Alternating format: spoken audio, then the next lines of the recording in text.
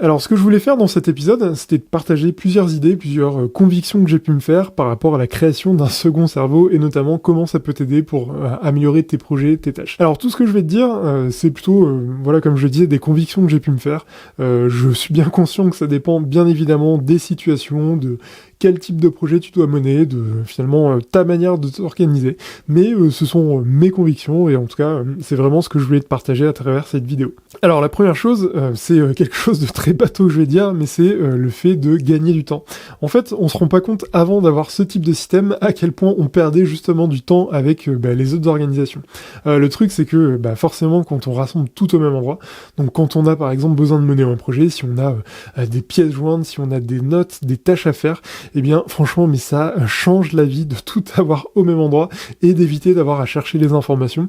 J'ai en tête, moi, l'organisation que j'avais avant, donc en gros, avant quand j'étais en CDI, je gérais l'organisation, on va dire, de mise en avant sur un site e-commerce. Et le truc, c'est que j'étais vraiment en contact avec plusieurs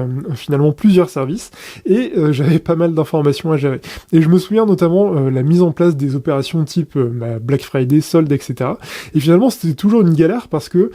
en fait, j'étais en train de chercher finalement ce qu'on avait fait les autres années,